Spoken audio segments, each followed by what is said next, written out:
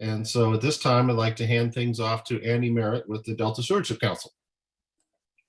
Great, thanks, David. So yeah, I'm Annie Merritt. I'm a Civic Spark Fellow at the Delta Stewardship Council.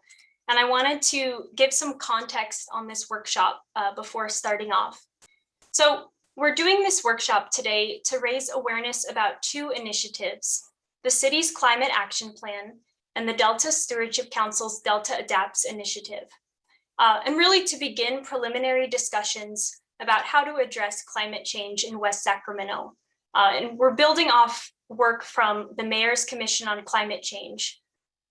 So the city's Climate Action Plan will identify what the city can do to reduce local greenhouse gas emissions and also outline high-level actions to reduce climate change impacts in the city. The Delta Stewardship Council is preparing a comprehensive climate change study, which we're calling Delta Adapts, for the Sacramento-San Joaquin Delta, which includes the city of West Sacramento. And Delta Adapts really identifies key impacts of climate change and will also develop a plan to address those impacts and reduce vulnerabilities to climate change. So since the contents of these plans are so closely related, we decided to have one workshop with the city to better integrate our efforts. So our discussions today will help inform both of these initiatives. And above all, we really want to hear participants' ideas today. And this is just the first workshop. So the city will have future outreach events and opportunities for engagement with the Climate Action Plan moving forward, as will the Council for Delta Adapts. So a note on logistics before I go on. So all participants will be muted right now during the presentations, but you'll be able to unmute and participate later during the breakout sessions. If you have a question at any time during the presentations, please type your question into the chat. And at the end of the workshop, we'll be having a question and answer session where we can address questions. Next slide, please.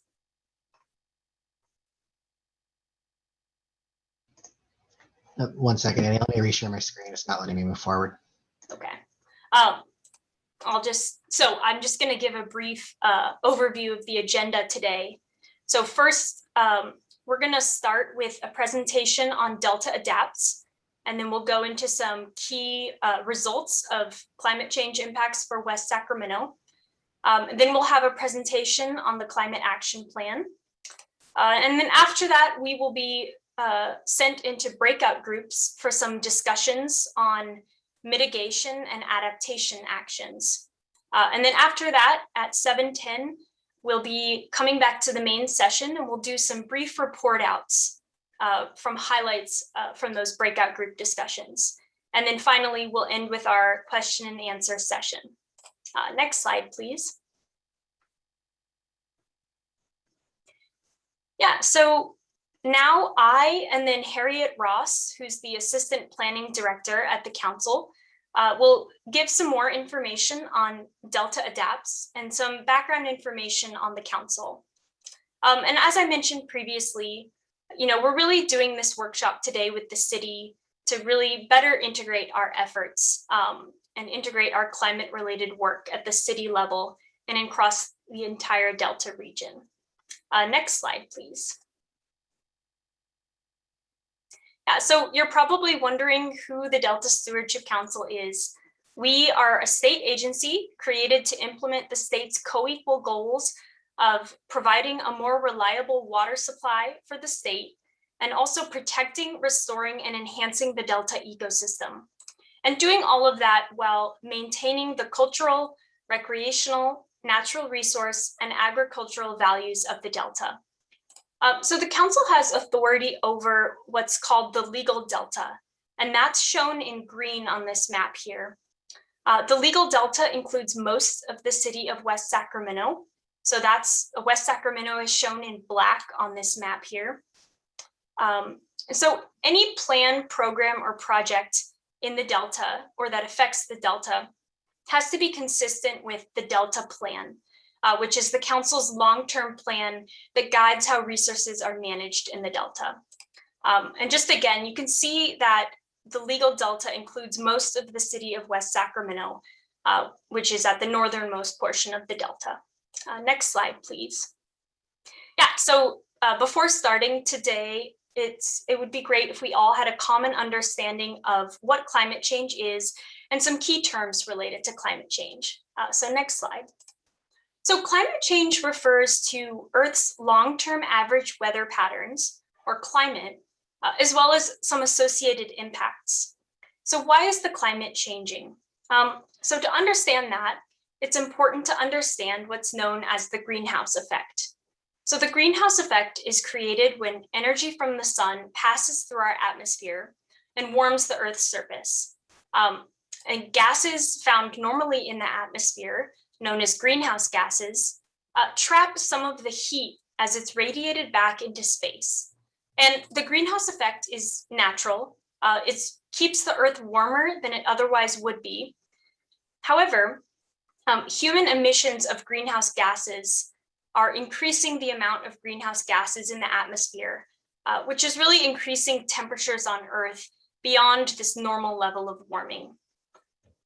And higher temperatures are leading to a host of changes, such as changing precipitation patterns, melting of glaciers, longer and more frequent droughts, and sea level rise, among others. And it's important to note that these impacts are already happening and will likely get worse in the future. And these impacts can in turn pose direct hazards to people and communities through worsening flooding, worsening extreme heat, wildfires, and droughts. So now I'm going to hand it off to Harriet to go over the Delta Adapts initiative in more detail and highlight some key results for the city of West Sacramento. Well, good evening, everyone. Again, my name is Harriet Ross. I'm Assistant Planning Director with the Delta Stewardship Council, and I'm excited to be here today. I'm going to give you an overview of Delta Adapts, which is the Council's climate study. Next slide, please. We're going to start off broad for Delta-wide, and then we're going to whittle it down and go into more detail for the impacts and the findings of our analysis for the city specifically. So Delta Adapts includes both a vulnerability assessment and an adaptation strategy. We're currently working to finalize the vulnerability assessment and just beginning the adaptation at this point. And for those of you that are not familiar, a vulnerability assessment really gives us information on how the future impacts of climate change that Annie talked about, flooding, extreme heat, drought, and wildfires, affect people, your homes, schools, fire stations, parks, roadways, really just to name a few examples of the assets that it affects. The adaptation strategy part of Delta Adapts is a plan for how we'll respond to those impacts. And as I mentioned, we're just in the beginning stages of adaptation and developing that plan today. And we're hoping to get your input and feedback on some of those strategies that we can include. So overall, the goal of Delta Adapts is to build climate resilience in the Delta. In other words, how can we all anticipate, prepare for, and respond to climate change impacts for the long term in the Delta, including within the city of West Sacramento. Next slide. The vulnerability assessment looks at long-term changes in climate conditions related to changes in temperatures, rainfall, and sea level rise specifically, and how these long-term changes can cause events, specific events, such as flooding, extreme heat, droughts, and wildfires. Next slide.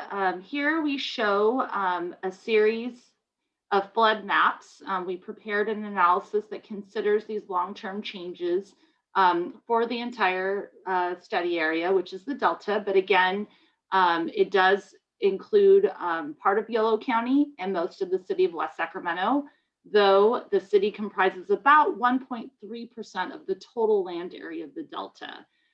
So if you recall the map that Annie showed previously, the city of West Sacramento is located at the very top or northern portion of the map, and that's most of the city is in light blue. So our flood analysis looked at potential future flooding due to changes in the climate conditions. And we looked at flooding based on overtopping of the levees only. So we also assume the levies as they are today. Basically, no additional levy investments are made. And because our analysis looks at overtopping of the levy only, it doesn't consider other types of levee failures or other methods of flooding. So overall, the flood risk is likely higher in the city, but the results of our analysis specifically shows that there is a very low risk of flooding in the future. So what these series of maps are showing here, you can see the first two on the left for the years 2020 and 2030 are virtually the same. And so essentially the areas exposed to flooding don't change much over the next 9 to 10 years. But as climate conditions are expected to change over time and get worse, you can see areas within the region are flooded, much more areas flooded, and that's shown in the dark blue areas. For the third panel to the right, that's in 2050, and even more land area is flooded in the years 2085, near the end of the century. And you can see most of the flooding occurs in the southern delta, actually the Stockton area specifically, and in the Sassoon Marsh, which is the very western portion of the map. In West Sacramento, you can see, like I mentioned before, it's in light blue, and that exposure to flooding is low, and that's really due, and again, that's only due to levee overtopping. And this is due to levee improvements the city has been implementing over the last decade, including the Southport levee improvement projects. So that has really shored up the levees in the city itself and improved the flooding situation dramatically. And the next slide here, just wanted to give you an overview of, again, what those flooding exposure maps mean when it comes to exposure of the population and land area. So as flooding gets worse today, mid-century, and then in 2085, you can see that the amount of land exposed and the number of people potentially exposed to flooding increases with more flooding, which makes sense. And it also increases the number of people exposed to flooding that are considered highly socially vulnerable. So essentially people that are more sensitive to flooding impacts, but are less able to respond to a flood event as easily. Also, you can see that the amount of agricultural land, which the city also includes some of, also gets exposed to flooding more as time goes on. And if you were to put a dollar amount on it, it's estimated to be $11 billion worth of assets to be exposed to flooding in the Delta in 2050. And then that number doubles to 22 billion towards the end of the century. So again, this gives you a picture of how climate change is affecting the region as a whole. And now I'm going to talk about the effects for the city of West Sacramento specifically. So if we can jump to 2 slides through, Brandon. And what we're showing here is that one of the key findings through our climate change study indicates there will be an increase in extreme heat in the city. So extreme heat days here is considered to be over 103 degrees. I think that's pretty hot.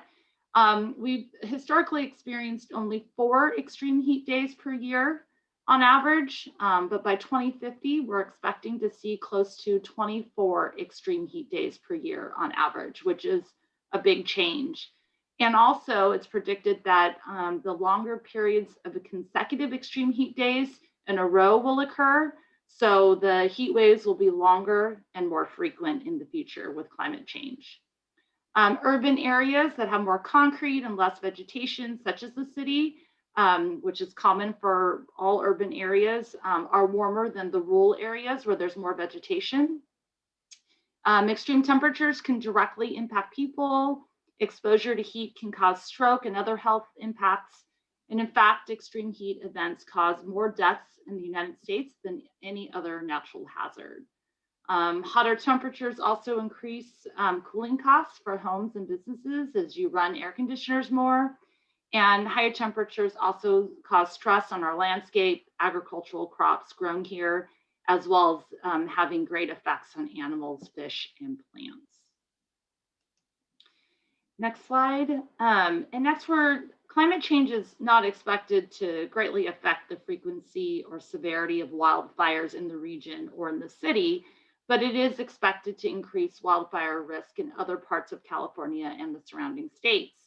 And so what this means is there's going to be more wildfire smoke from these fires. And the wildfire smoke contains fine particulate matter and toxic chemicals that can be harmful to your health and contribute to long-term health impacts like heart and lung disease. And with potentially more wildfires in California, this would increase the frequency and duration of poor air quality days here. So if you remember the wildfires we all experienced last summer and fall, the air quality was so bad, it was difficult to be outside and really go for a run, for example, and we were all advised to stay indoors. Next slide. So with climate change, we're expecting higher temperatures, which means less snow in the Sierras, and changing rain patterns in the Delta itself, and including the city.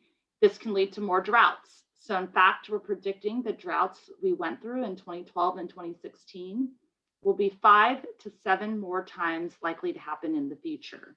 In the last drought, water suppliers had to secure emergency water supplies for urban areas, and more droughts that predicted in the future only increases the importance of cities like West Sacramento to maintain a diverse portfolio of water supply sources so that we can adequately have water in the future with climate change.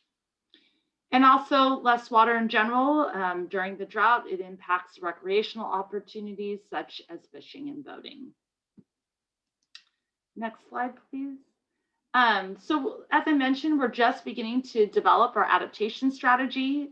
The strategy will outline what actions the city and state should take to respond to the climate vulnerabilities that have been identified. And so for the city specifically, we're looking to address flooding, extreme heat, wildfire smoke, and droughts. So with your input today, we can better understand what the West Sacramento community finds important and what types of strategies you're interested in implementing. Next slide. So before I turn it over to the next presenter, just wanted to quickly go over and distinguish between climate change mitigation and adaptation. So climate change mitigation refers to things that we can do that decreases the greenhouse gas emissions that Annie talked about. Really, that the purpose of reducing those emissions is to really reduce the severity of climate change. So for example, driving an electric vehicle, for example, instead of a gas-powered car would reduce those emissions. And adaptation really means addressing and preparing of impacts or taking actions to reduce the vulnerability of those impacts, such as worsening for extreme heat. So adaptation is necessary as well as mitigation because certain climate impacts will occur even if people stopped emitting greenhouse gases today. So there's mitigation and adaptation can sometimes be the same and complement each other, and other times they can be in conflict. So, and how they complement each other, an example is putting solar panels on your roof of your house, for example, that reduces the greenhouse gas emissions and can lower electricity costs. And then they can also be in conflict. So when there's extreme heat days and heat waves, we all turn on the air conditioning, which helps us adapt to the hot days, but it can increase the emissions. So we really need to implement both climate change mitigation and adaptation. And the Delta Adapts initiative is focused on adaptation, addressing climate change in the city and the Delta, while the city's climate action plan update will focus on mitigation. So with that, I'm going to turn it over to Josh Lathan of AECOM, who will be presenting information on the city's climate action plan update. Great, thank you. Thank you, Harriet. Let me just share my screen.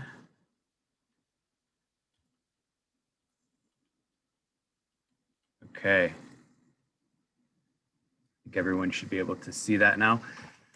Hi, everyone. Happy pre-Earth Day. I'm Josh Lathan with AECOM, and I'm co-leading our team to help the city develop its ambitious climate action plan, or CAP, as I'll refer to it.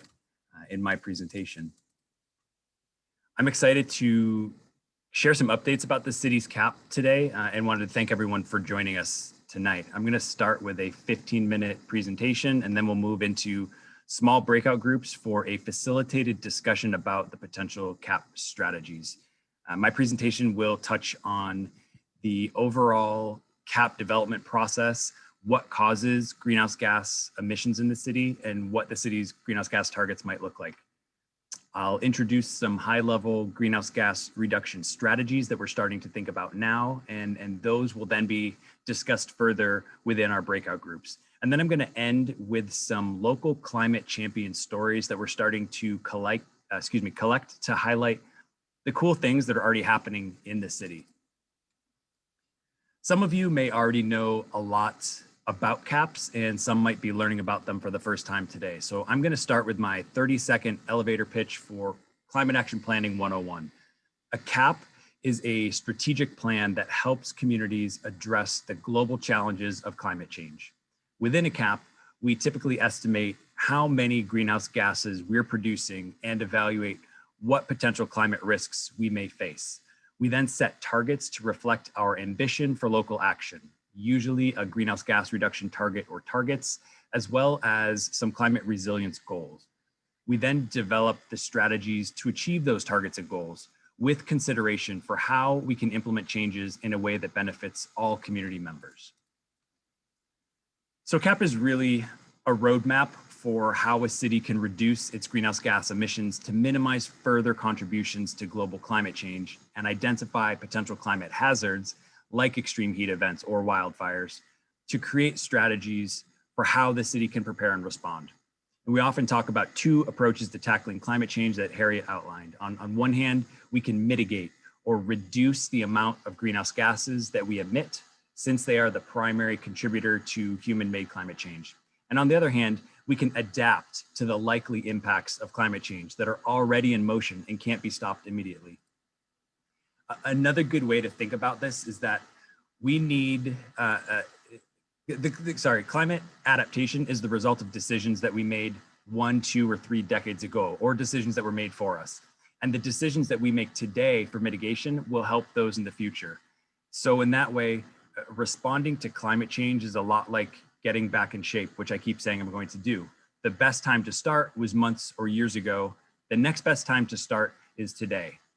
This graphic really simplifies the CAP development process a bit, but I like it because it helps draw a distinction between the planning phase, which we're in right now, and the doing phase, which comes next. So the figure shows a 6-step process with primary steps in bold text and places for community engagement and participation in the blue italicized text. We're in the process of completing steps 1 through 3 right now. We are analyzing the community's greenhouse gases to understand where they come from in West Sacramento. And that helps us think about what kind of greenhouse gas reduction targets can we set and what actions do we need to develop to achieve those targets. This part of the process benefits from community and stakeholder input to make sure that the community's priorities are reflected in the targets that we set, in the actions that we develop, and in our understanding of what barriers and opportunities West Sacramento will face in the future plan implementation phase. So at the end of step 3, we have a CAP that we can act on. Steps 4 through 6 can then also happen simultaneously and should be a bit iterative. We'll begin implementing the plan in step 4, and this really relies on the collective individual actions of residents and local businesses, as well as guiding leadership from the city. During plan implementation, we also need to be monitoring results to ensure that the changes we want to see are actually happening. So in this case, are our greenhouse gas emissions decreasing like we expected? And if not, where are we falling short and why? The monitoring information is helpful to guide future plan updates in step 6. The plan is a living document, and it should be constantly refreshed based on results that we're seeing, changes in regulations, new technologies that we can't predict now. And again, community input is critical in developing a successful plan in steps 1 through 3 and continues to be important during implementation of future plan updates. One of the primary goals of the CAP is to find ways to reduce greenhouse gas emissions that come from activities in our community. And a good starting point is with the city's greenhouse gas inventory. An inventory tells us where our emissions come from, and it's organized into sectors or categories. The primary sectors covered in West Sacramento's inventory are illustrated here. Transportation, shown in the dark blue wedge here. This is our cars, buses, trucks, forklifts, things that are mobile sources of emissions in our community. Next is building energy, the light blue wedge. This is the electricity and natural gas used in our homes, businesses, offices, etc. It includes things like using air conditioning during heat waves, or washing and drying our laundry, keeping food cold at the grocery store, and lighting our buildings and streets. And then finally, we have waste in the sea foam-ish green wedge there. That includes how we manage the trash that we throw away and how we treat the wastewater that we produce. This slide shows a little more granular detail about that inventory. And as you can see from the huge light blue wedge here, on-road vehicles, our cars, are easily the largest source of emissions. The second and third largest sources are then commercial energy use in dark blue. And again, that's the energy used in our businesses and offices. And then residential energy use shown in the green wedge, and that's energy used in our homes. The other remaining subsectors shown here make up about 12% of the community's emissions and include things like off-road vehicles and equipment like forklifts and lawnmowers, waterborne vessels operating within the port, solid waste and wastewater management, and then institutional energy, which is the energy the city uses at its own buildings and facilities. This kind of detail about where our emissions come from helps us understand where we can take actions to then reduce those emissions. Emissions forecasts then are estimates of how the community's emissions might change in the future. This is important to consider because when compared to our targets, the forecasts tell us the total amount of greenhouse gas reductions that we need to achieve those targets. This work often includes what we call a business as usual scenario to show how emissions could grow if no further action is taken. Excuse me. And then an adjusted business as usual scenario that considers existing policies or regulations that we think are going to be implemented with some high degree of certainty. I'm showing here West Sacramento's draft greenhouse gas forecast. We're still noodling them around internally a bit, but in the business as usual scenario on the left, if we take no further action and regulations are not implemented beyond their current levels, the city's emissions could grow by about 50% by 2045. These forecasts are based on different assumptions and growth indicators, but the most important ones are the city's expected population and employment growth as imagined in the city's general plan, and then changes in the amount of vehicle travel within the city. And that's modeled by SACOG, or the Sacramento Area Council of Governments. The adjusted business as usual scenario shown here on the right would only see emissions increase by about 5% by 2045. And this scenario reflects implementation of some really important pieces of statewide action, including things like vehicle efficiency regulations and requirements for utilities to provide lower emissions electricity. There are numerous other regulations that can be reflected within this ABAU scenario. Sometimes we will estimate their impact to show it in the CAP, and we might say, if the state does X, like it says it will, the reductions could be Y. But we tend to be conservative in how we estimate future emissions so that we're not accidentally less ambitious in the CAP than we really need to or want to be. Which begs the question, what are the city's greenhouse gas targets? What are we aiming to achieve in this CAP? As a co-leader in the Mayor's Climate Commission, the city of West Sacramento has set an ambitious goal to achieve net carbon neutrality by 2045.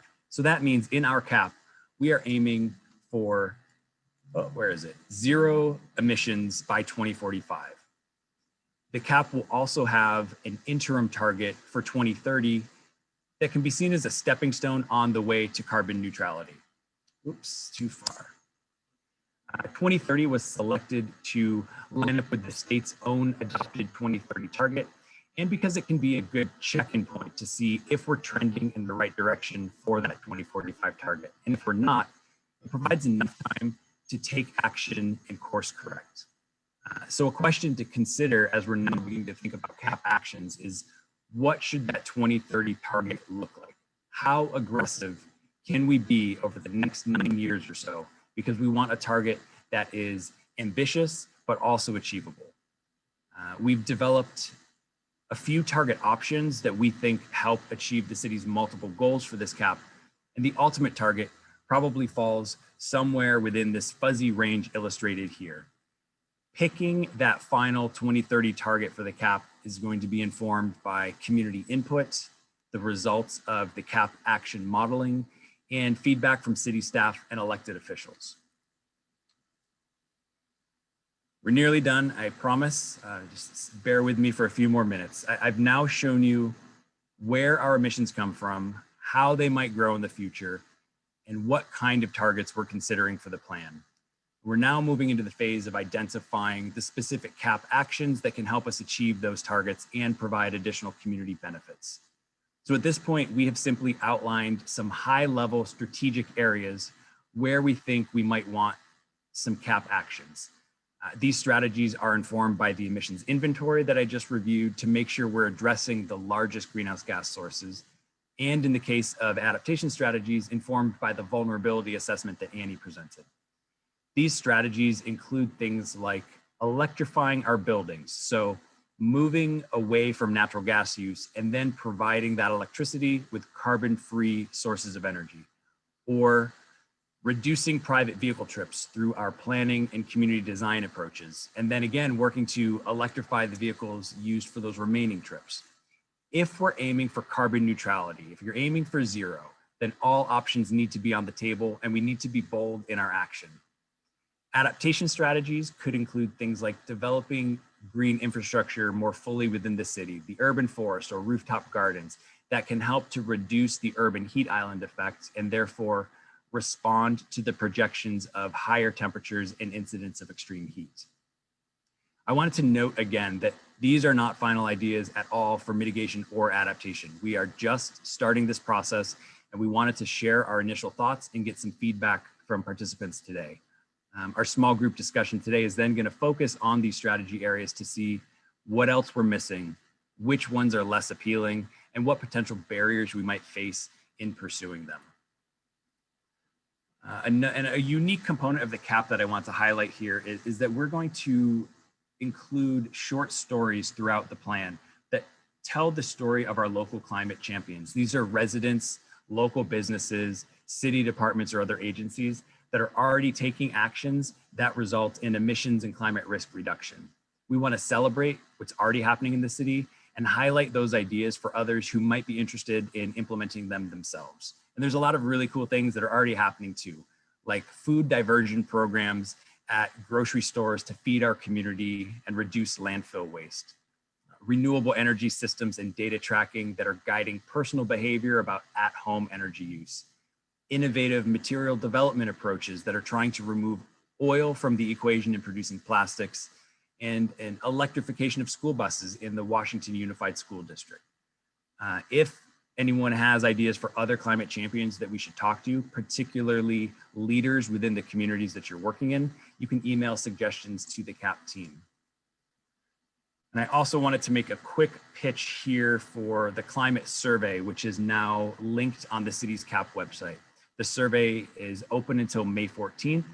So I would encourage all of you to complete it, and please share the link with your members so we can get even more input to guide CAP development. And lastly, before I describe the breakout group exercises, I wanted to note the near-term next steps in the CAP process. So we'll be reviewing comments that we heard from the city's virtual Earth Day event this past Saturday, your comments today, and responses to the climate survey. Based on those ideas, we're then going to start drafting initial CAP actions and evaluate their greenhouse gas reduction potential and the other community co-benefits they can provide. We'll have other opportunities to collect public input on those draft actions and implementation ideas. So please watch the city's CAP website for updates about these upcoming input opportunities too. And finally, we'll be continuing our Climate Champion interviews to demonstrate what great work is already happening here. Now for our discussion exercise. Everyone in this workshop will be randomly sorted into 4 small breakout groups in Zoom. Your audio will remain connected, but you'll only hear those other folks within your group. Each group is going to have a facilitator and a note taker. And the facilitator's role is really to set the ground rules for the conversation, explain the exercise, provide a link to the virtual room that we're going to be using, and keep the conversation moving. Each group will have 7 draft CAP strategies to discuss with 3 overarching framing questions to guide the conversation. However, this is really an opportunity for you all to share your thoughts about what this plan should do and how we can all make it a success. This is an open dialogue tonight. I'm going to show you the virtual space quickly if I can, and then your facilitators are also going to give you a little demo. Oh, let's see. And now I've lost all of my notes. Okay, it's quite easy. This space is called Mural, and it's really, I'll zoom all the way out. It's really just a big whiteboard like you would see in a meeting room. And we've set up 4 different areas for these small groups to have discussions, and everybody has a similar looking table that will organize the conversation. We have potential strategies in columns and as each row, and then we have these blank columns that are the questions the facilitator is going to ask to try to guide the conversation. You can double click and add a sticky note and start typing in your comments. It's going to be a mix of people silently adding notes, others talking through their ideas out loud, and facilitators asking follow-up questions. We've found it to be a really effective and a fun process to use in other places where we've done this. So I'm really excited to see how it's going to go tonight. With that, I think we are now ready to split off into our breakout rooms. So thank you all for your attention and for listening. All right, just 1 second. Let me set everything up here. All right, and just so everyone knows, you don't need to click anything. It's going to automatically take you to your room.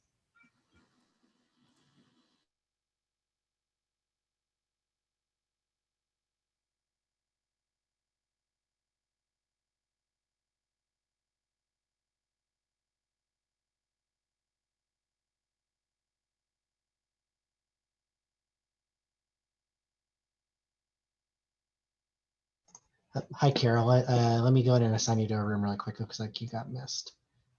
I'm going to move you to number 4. Awesome. Thank you. No problem.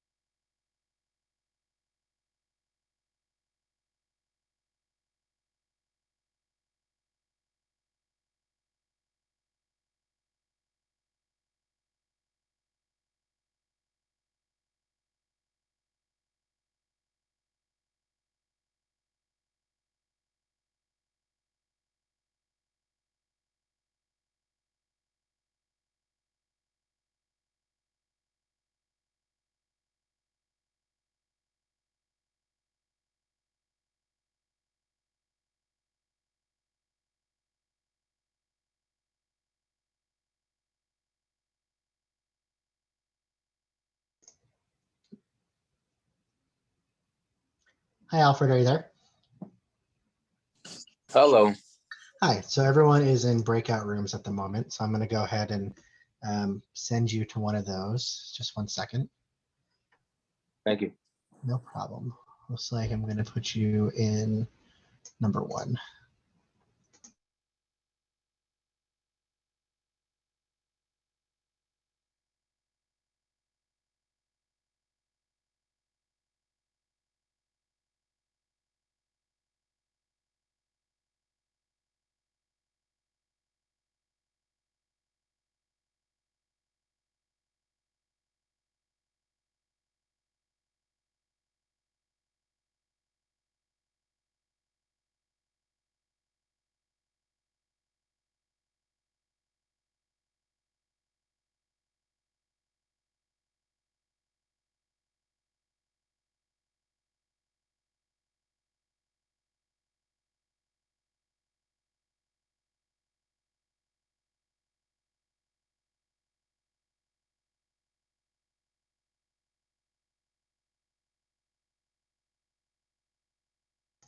Shoot, I'm sorry. I clicked the wrong button and accidentally sent me there. So 1 second.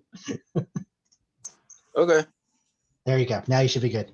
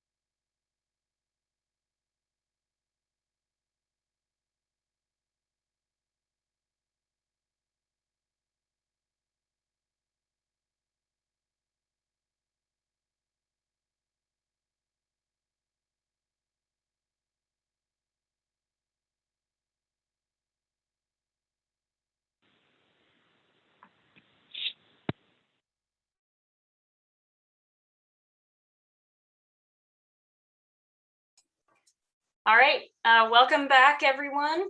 So now we're going to do some brief report outs from our spokesperson from each breakout group. So let's try to do a 1 to 2 minute report out on highlights from the discussion. So let's start with group 1, and I think that's Justin.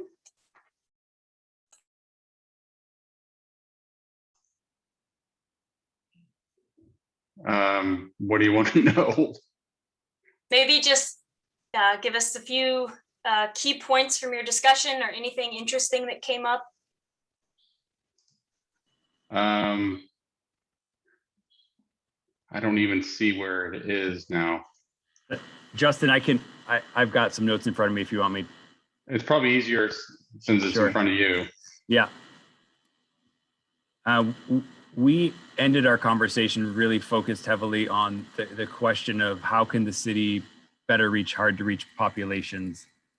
And there were comments made that, you know, this is a perennial challenge. Everybody knows that it's a challenge, but there's still a need for those traditional multi-pronged outreach approaches that we have taken in the past, things like getting on the radio or going to churches to share information, providing flyers. It's a focus on new technologies or only sharing things through Facebook is going to result in not everyone hearing, not everyone being part of the conversation. So we need to still continue to go back to those older methods that we have used in the past, even as we're trying new strategies for identifying who we're not hearing from.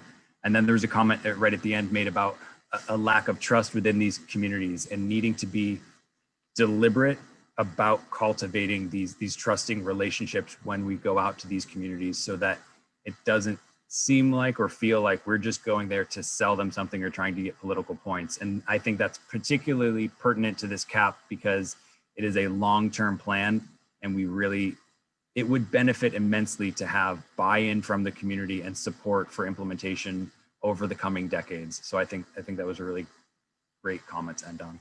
The last one I'll point out was the focus on electrification, and maybe also considering alternative energy sources like hydrogen. And I think that the comment started by being about transportation strategies. So if that didn't come up in those other groups, we can move the comments over. But hydrogen fuel cell options instead of just all electric vehicles. We need to keep lots of options on the table. There's not just one solution to this challenge. Perfect. Thanks, Josh. Yeah, now we'll do group 2. I think that's Harriet or Paulina. Yeah, I can go ahead and summarize. Our group focused on the mitigation strategies related to transportation, waste, carbon removal, and the adaptation strategies of drought related to drought, wildfire, smoke, and awareness.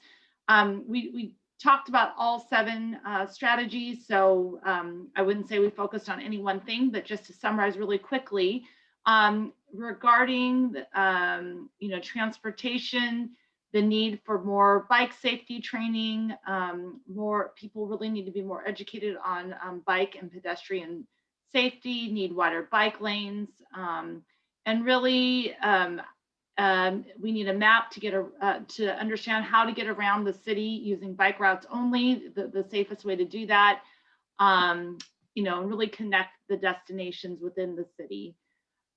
For electrical vehicles, the greatest barrier seems to be that money to buy an electric vehicle, and the types of vehicles that are out there are not compatible with what people are necessarily looking for. Another thing we talked about related to waste was that the city seems to be focusing on reducing food waste, but really another consideration is to also work on the excess amount of green waste in terms of landscaping, and really planning, including plants that are not overgrown and that generate more green waste, and controlling that.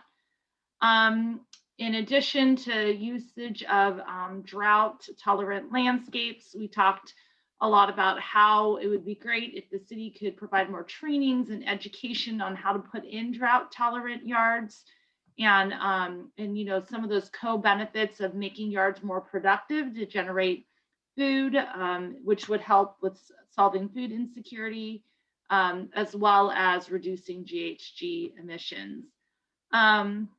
I also talked a bit about hiring educated landscapers, contractors by the city, so that they could lead by example on using really the correct plant palette and landscaping that is truly drought tolerant and native. And then another barrier to implementing water conservation is that some of those that infrastructure, such as even like low flow water faucets, for example, are just simply more expensive and out of financial reach of many. And then in terms of wildfire smoke, we talked a lot about education, that for all residents to truly understand how it is hard or not good for your health to recreate outside during poor air quality days, where everyone needs equal access to PPE, lower cost remedies to deal with wildfire smoke. And then I'll end with, we also ended our discussion with how the city can best communicate benefits and reach vulnerable communities, similar to what Josh reported out for Group 1, partnering with nonprofits, faith-based organizations, having fact sheets in different languages that are illustrated more with graphics and not heavy on the text, and really finding leaders within those neighborhoods. And again, not just using the internet, but the library and some of those traditional methods to get the word out. Perfect. Thanks, Harry. Yeah. Oh, maybe in the interest of time, I think we should move on. So group 3 is my group, but Kathy, can you do our report out? Sure. There were a bunch of good ideas that came out of our group. One was that organic waste be diverted from landfills to reduce methane gas. Another, can you hear me? Okay. Yeah. Okay, another is that the city's fleet of cars should be electrified. Let's see. One was discussed as financial barriers to change, and political apathy also causes people not to engage. An idea was that the city should seek out grants to help with improving infrastructure. There were suggestions to engage the city's youth and to educate them on climate change and strategies so that they could bring those ideas home to their families.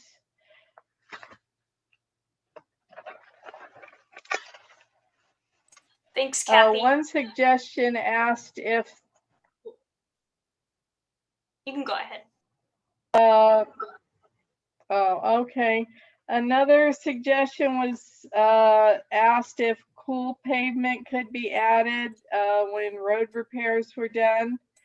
It was suggested that local businesses be educated on the cost savings and benefits of converting their businesses to all electric. Let's see. Kathy, I think we can move on to group 4 just for time, Okay. but thank you so much. Okay, group 4. Yeah, so most of our discussion looks to have happened on the mural board.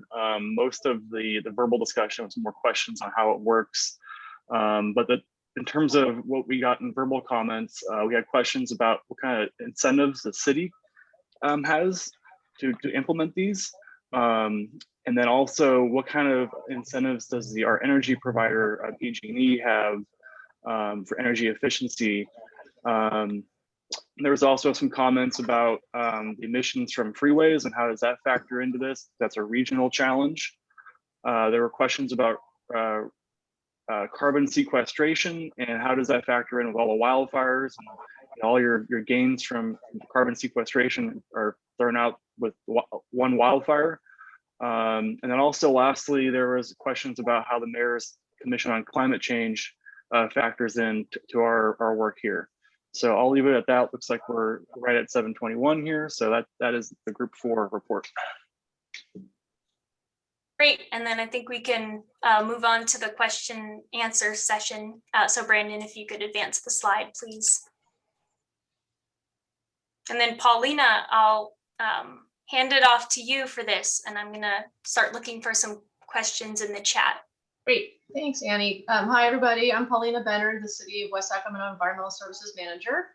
And as you see on the screen here, there's a little bit of information about how you can participate in this 10-minute Q&A section of our presentation tonight. I think everyone is on their computer, so you can either raise your hand or go ahead and type your question into the chat. I did see some conversation early on about the city's climate action plan versus the city of Sacramento's climate action plan, which I think was essentially answered. But if anyone still has questions about that, please raise your hand and we can come back to that. I do see a question here that asking, has there been consideration of hydrogen instead of carbon-based fuels? I don't know if David Tilley or Josh can answer that question. I actually think that was from Charlotte, and she was in my group, so we made sure to capture those comments within our mural board, and that was that was again for everyone else, just maybe not putting so fine a point on focusing on electric vehicles. There are other types of zero emissions vehicles or alternative fueled vehicles, so we don't need to be super specific with our technology, perhaps we want to leave the door open to other strategies. Great. I'd be remiss in not noting that West Sacramento had the first retail hydrogen fueling station in the entire state. And it gets a lot of use. All right, another question we had in the chat, and again, I don't know if this is already addressed.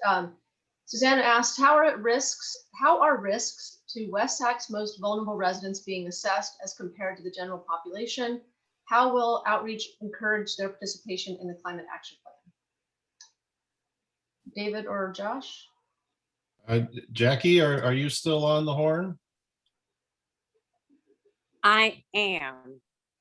This sounds like it's perfect for you. One more time? Did you hear the question, Jackie? No. Can I get that one more time? Yeah, sorry. Yeah, Jackie, the question was, how are risks to West Sac's most vulnerable residents being assessed as compared to the population in general?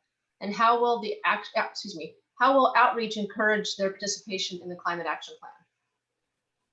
Perfect. It might Right, be two parts, Jackie. No, go ahead. I was just gonna say it might be two parts where the first part is Annie Harriet oriented, looking at the social vulnerability index that was used in the vulnerability assessment, and the second part seems to be outreach related. But Maybe I'll let Jackie talk about outreach first. Definitely. That's it. Yeah.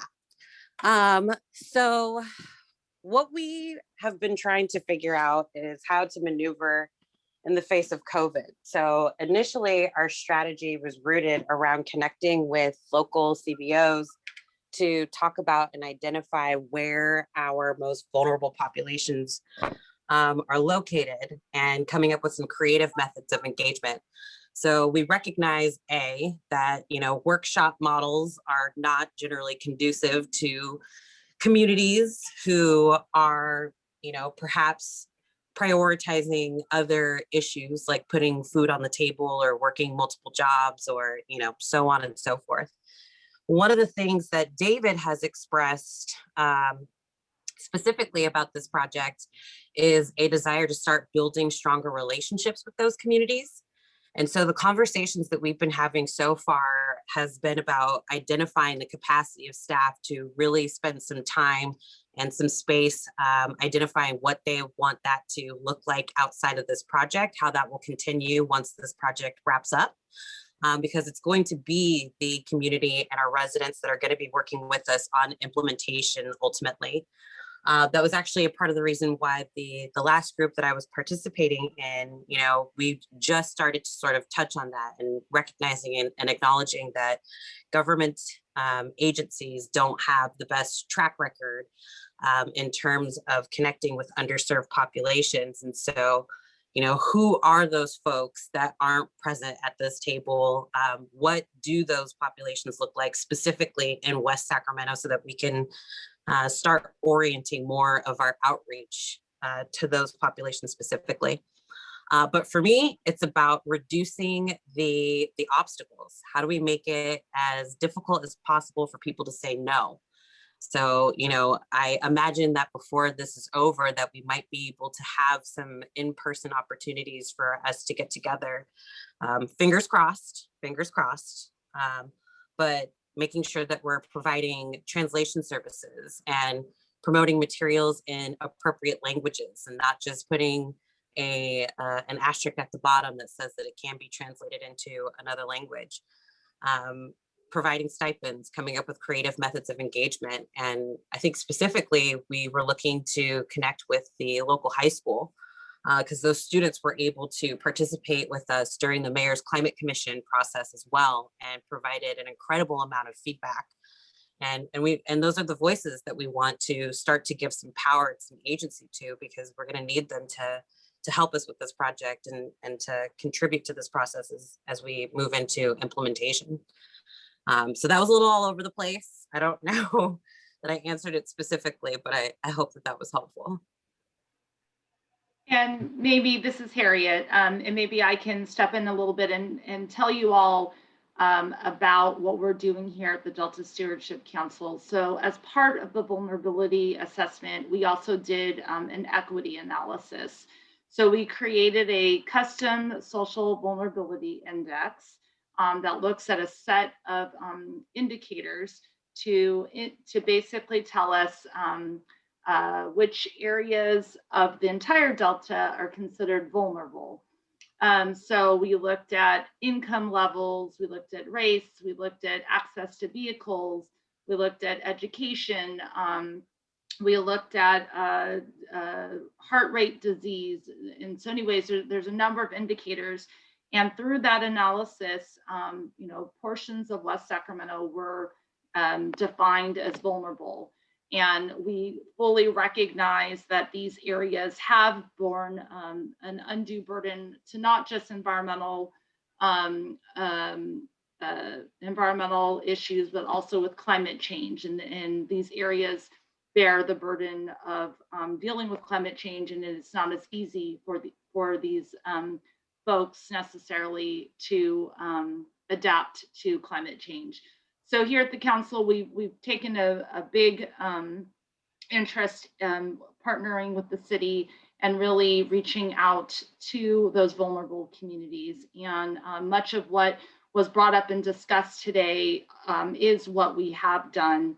And we've really tried to establish relationships with community-based organizations and service providers in the city to help us design this workshop. Give us feedback on our questions and what we're asking, and really spreading the word about our workshop. So recognizing, as Jackie mentioned, you know, in the world of COVID, it is really hard to have workshops virtually where you need a computer. Really, you know, going out to folks would be a much better approach, but this is the world we're living in currently, and this is what we have to do. So as things get better, we do also hope to continue outreach in person and engage more folks. So that was a little bit long-winded, but we fully recognize the issue, and we're working to hopefully reach everyone. Thank you. So we are at 7:30, but we do have a couple of more questions that are in the chat. First one that I have next up is there an evaluation on metrics and effectiveness of the prior West Sacramento cap? What worked and what didn't? David Tilley, you want to take that one, or Josh?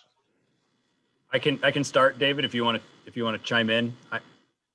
Yeah, go ahead, Josh. And the process we've been taking right now, since we're looking at a 2050 carbon neutrality target, we really needed to put absolutely everything on the table. So there has not been a strong emphasis yet on looking at the previous implementation of the cap. I suspect the best way to learn from that cap is in this next phase that we're moving into, as we're defining what actions are going into this cap and then what actions are being prioritized for near-term implementation. That's where it's a good moment to stop, do a cross-check with the previous cap, and see where are there overlap from those previous actions, and revise our implementation approach based on lessons learned, if there were any, for those specific actions that have found their way from the previous cap into the current list. You're muted, David. Oh, I'm sorry. Yeah, I knew I was going to do that eventually. And you know, and the way this cap and climate has evolved so rapidly from back then to now, I believe Josh's comments were on point here, is that this also is a reflective of needing to develop resiliency to an already changing climate, more so than in the early years when it was all focused on reducing emissions. It's become very clear that reducing the emissions is not enough. We have to adapt and help with resiliency as much as possible to learn, because climate change is already happening around us. And so that's how this has evolved so rapidly just in the last 10, 12 years. All right, so next comment and question from Michael Bish with Yellow Food Bank. Disadvantaged communities historically have been disproportionately impacted by resource extraction, industry, and climate change. Meanwhile, responses to environmental degradation too often fail to address the needs of these communities. What steps will be taken to ensure this isn't repeated again with the current initiative? Well, I'm going to field that one, and I'll invite my colleagues to fill in any blanks I may have missed. One of my other things on my plate right now is, along with my consultant team partners, is we need to be authoring an entire environmental justice, or what I want to call environmental equity element for our general plan that puts those matters front and center and establishes implementation measures for how we can improve environmental equity in our community. That effort is very early on right now, but it will be picking up steam over this summer and into the fall. And so we will need to be having a specific engagement effort on that as well. And what I'm driving at here is this is our efforts to comply with SB 1000, which is a state requirement to have in our general plan. And so I'm excited to get working on that too, because equity matters are critically important in our community. And I just wanted to add on to that, we have a lot of data and information that's available to us about, where these communities are, but that's not sufficient. And a lot of the data that's been provided wasn't specifically oriented around identifying those specific communities. So we are really going to rely on our community partners who provide services to these communities to help us get to where we actually need to go. And we understand that a workshop may not be the most conducive idea to solicit participation from those particular residents. And so we want to go to where they are. We want to, show up at the churches. We want to show up at the food banks. We want to show up in the spaces where we know communities are already gathering. And I think that a large part of this effort is going to be us figuring out how to center those communities in this work. Because if we're taking care of those communities, the benefits that get shared, extend to everyone. And they're going to be the most impacted. And so that's absolutely a focus and a point of attention for us. Thanks, Jackie. Question, what about incarceration? From Alfred. I'm not sure if Alfred wants to unmute and expand on that.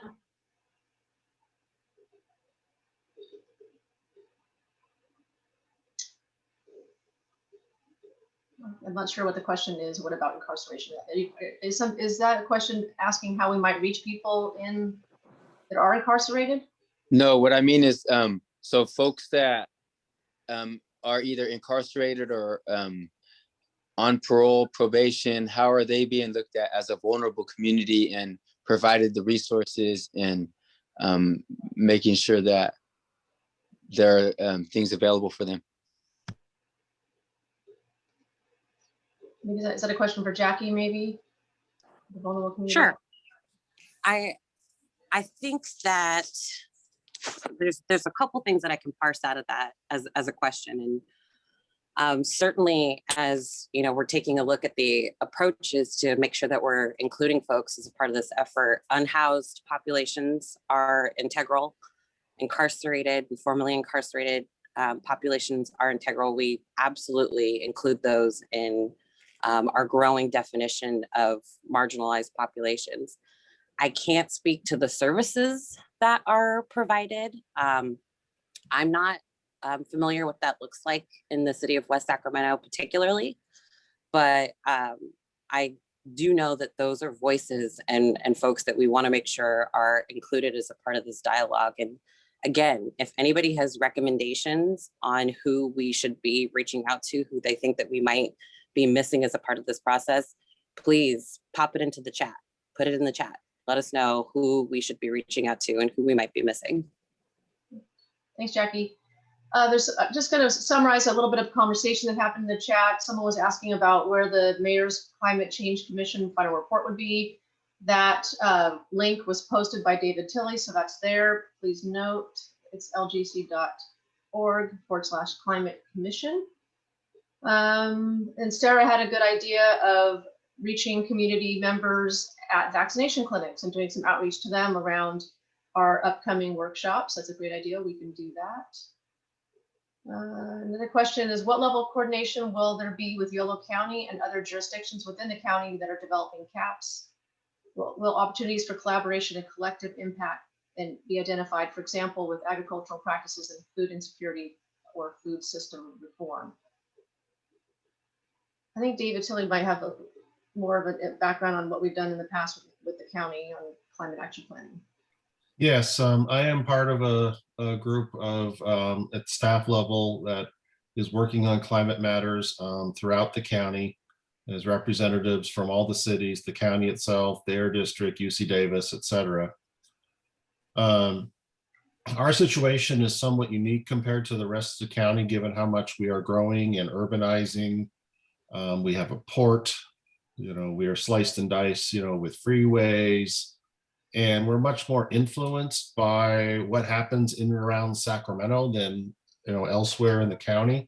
So we are coordinating, with our, partners in Yolo County, but also be cognizant of some of the things that makes West Sacramento unique and that might not be applicable in Davis or Winters or some of the other parts of the county. Thank you very much. Comment, we should look at energy use in jails. And then just another comment on the trust issue. Don suggests identifying ambassadors within the community partners, churches, caseworkers, et cetera, giving them the information and training needed and letting them organically utilize their existing relationships to get both feedback and educate. I know we'd be willing to do that if we felt informed enough. And that, yeah, that's a good point. Basically, if we can inform and educate other people already leading and working in our community to help spread the word. And I think that we're at almost 7:40 right now. If there aren't any final comments or questions, I'll just remind everyone that you can access all of our climate action plan information on our website, citywestsacramento.org/climate. And I think that David also put that link in the chat. And then a reminder too, I think this was also in there, is our email is gpcap@citywestsacramento.org. That would be the City of West Sacramento CAP questions. And then climatechange@deltacouncil.ca.gov would be the Delta Adapts questions location to email to. And I think that's it. I appreciate everyone's participation tonight. I think we got a lot of really good information and feedback from all the participants. So thank you for joining us tonight. Appreciate it. Thanks. Have a good night. Everyone. Thanks, everybody.